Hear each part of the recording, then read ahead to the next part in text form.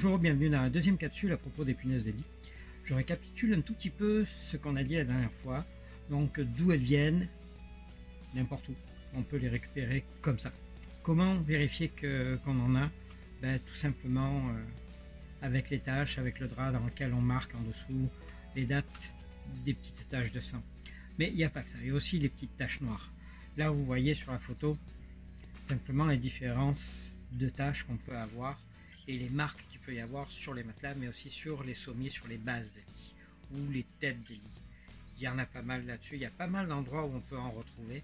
Donc lorsque vous faites une inspection, lorsque vous avez un doute, c'est véritablement dans ces endroits-là où il faut regarder. Et regardez bien de façon très précise à quel endroit on peut retrouver ça. Je vous invite à regarder l'adresse du site qui apparaît ici, du sorem.com. Voilà la page d'accueil. Vous cliquez sur capsule, vous arrivez là-dessus, vous faites dérouler et vous avez vidéo.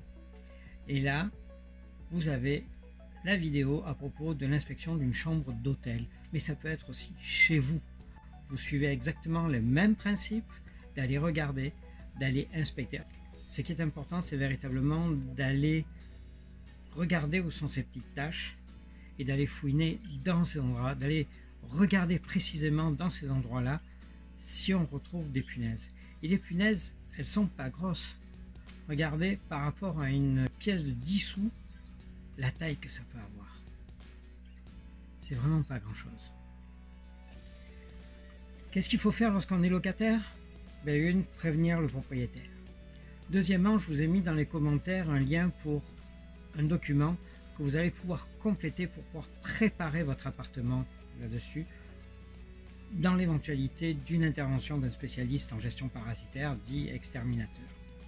Et qu'est-ce qu'il faut lui demander? Qu'est-ce qu'il faut demander à votre propriétaire aussi? Surtout, s'il vous plaît, évitez d'utiliser les cannes.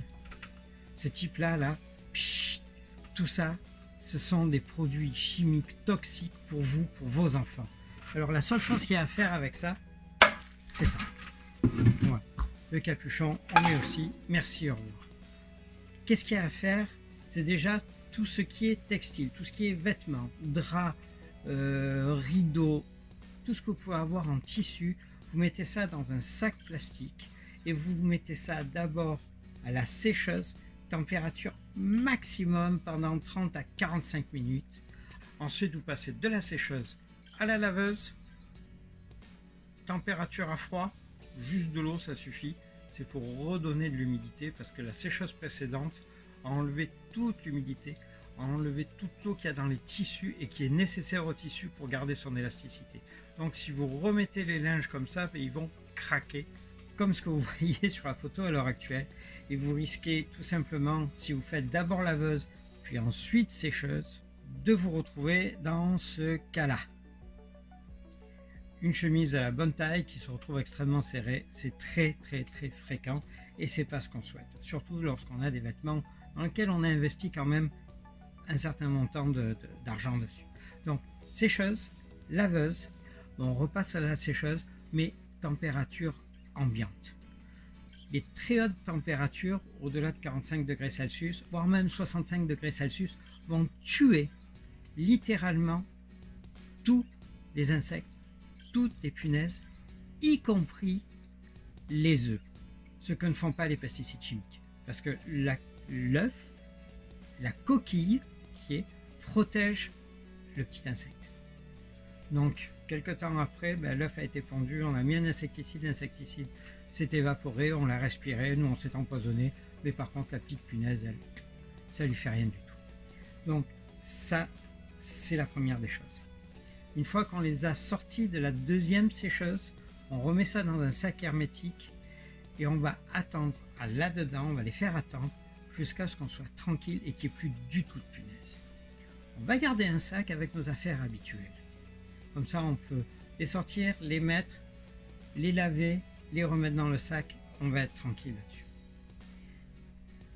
Qu'est-ce qui se passe avec nos meubles, avec notre lit où on a vu qu'il y avait des possibilités d'avoir des punaises? On verra exactement ça dans la troisième capsule. Donc, comment préparer sa chambre?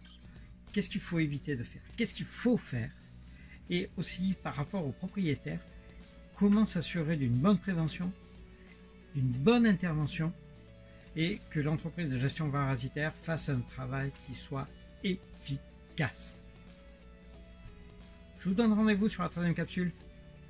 À bientôt!